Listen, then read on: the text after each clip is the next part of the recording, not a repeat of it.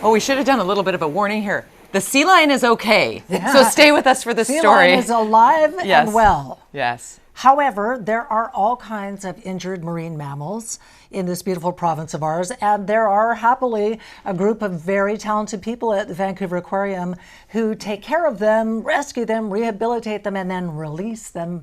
And this is a wonderful story because they have, in the course of 60 years at the Marine Mammal Rescue Society, rescued thousands of marine mammals. So we want to bring in these ladies.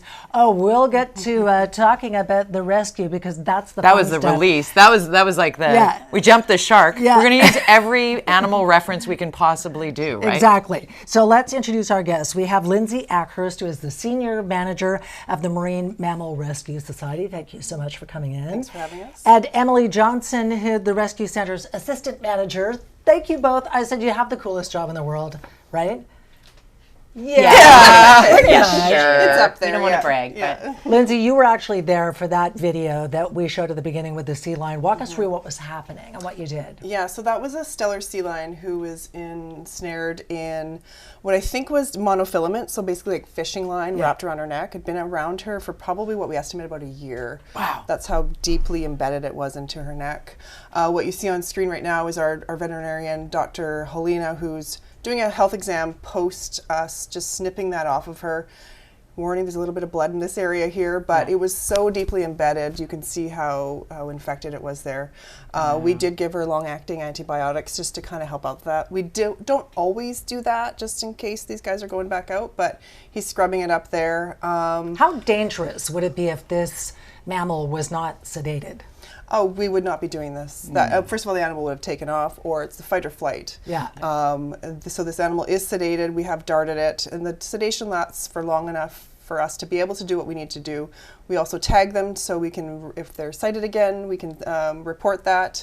And so we know that the animal has been disentangled. That's a really important point because I'm like, oh, look, the tag. And it's like, oh, well, because somebody might go, oh, look, that's an injured animal. I should call the aquarium. I should call. Well, yeah, and it's great for them to keep calling because when we get a reporting, we had a reporting of her the next year in a different area of British Columbia. So we know that, a year later she was doing well. And actually at that time she was pregnant. So not only one life saved, but two. So, yeah. And so you leave and then the animal wakes up and just jumps off Yeah, we the reverse thing and that sedation. It takes a few minutes and then they're off again, living their life. Good for you. What is that?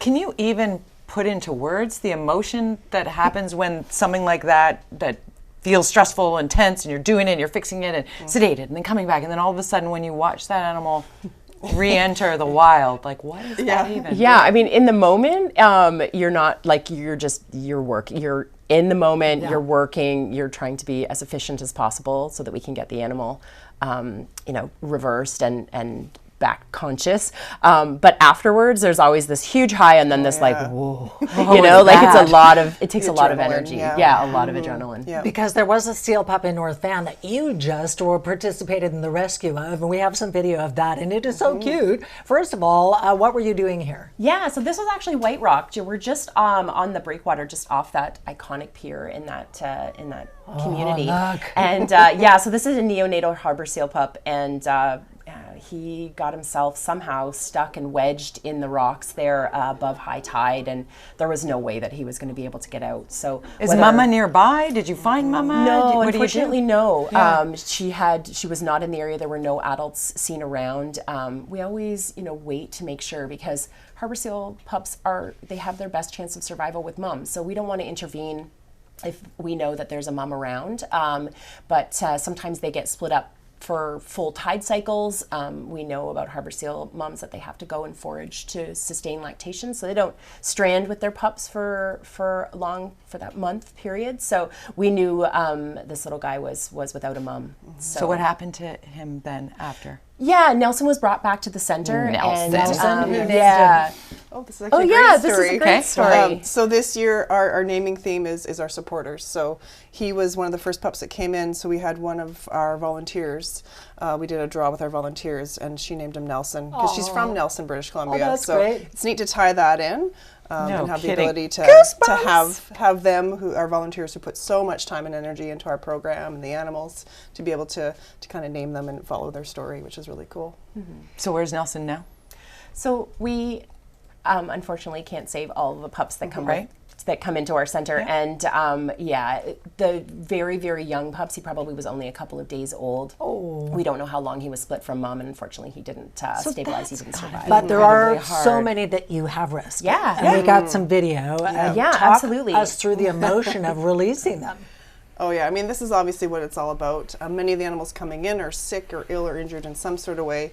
As Emily was saying, they just don't make it. But when they do make it, and you have these days where they're back out in the wild, reuniting. We usually do a few animals so they can kind of stick together. Yeah. Sometimes they stick together, sometimes they just bolt and you never see them again, sort of thing.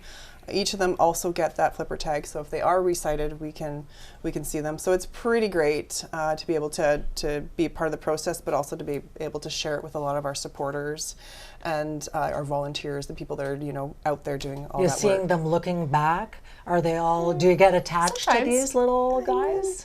They're wild animals, so Yeah. there's that you have that bond, but at the same time you don't want to habituate them. Yeah. You want them to think that not all humans are kind, not all humans are going to help out, or you want them to be afraid of us. So. Yeah. So along those same lines, if I find someone, something, best to not approach, best to not. What do I do? What's my best? Definitely, plan? yeah. So right now is seal pupping season within British Columbia, so we're just starting to get seals in. We have 2 other seals that are less than 2 weeks old at the rescue center. So seeing a seal pup, obviously stay back, keep people and pets away, but also give us a call. If it's local, we can come check it out.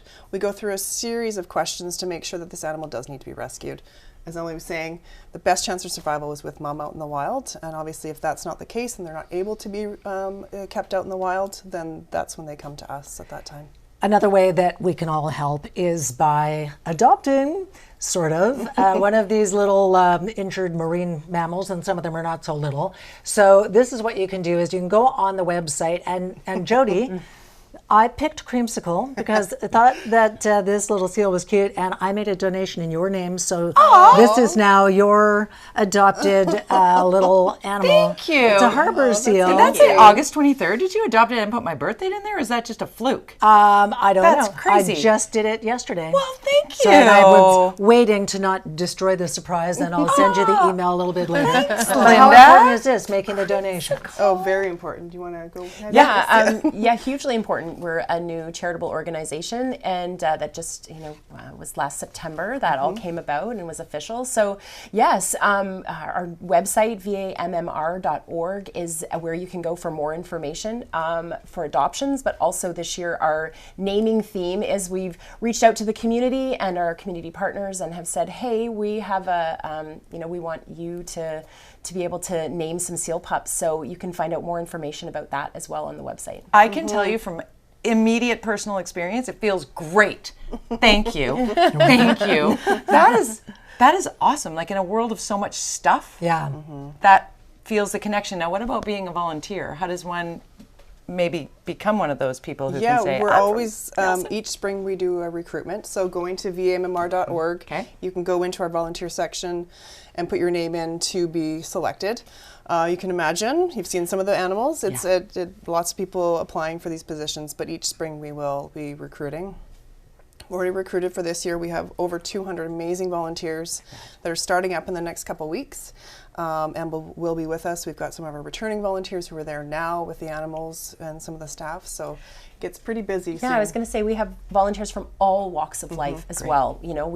We pull people from human health care, but literally from everywhere you can imagine. So we have a very intensive training program levels for of- all levels. Yeah, Exactly. fantastic. I love it. Yeah. Me too. Tick, tick, tick, tick. Yeah. All right, Lindsay and Emily, thank you so much for coming in.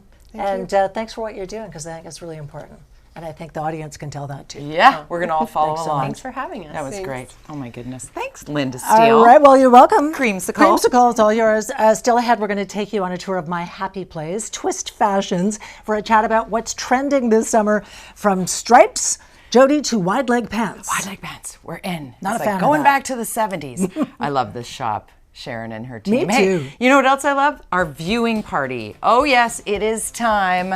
And we start with Lionel in Victoria. You're on Steel and Vance. We have Claire sending a photo in from Courtney. Hello to you. Hi, Claire. And then Jenny from Abbotsford. There's Jenny. And Hannah from Victoria. Thank you for sending the photos and telling us where you're watching from. You can get in on this at viewing party at chekmedia.ca.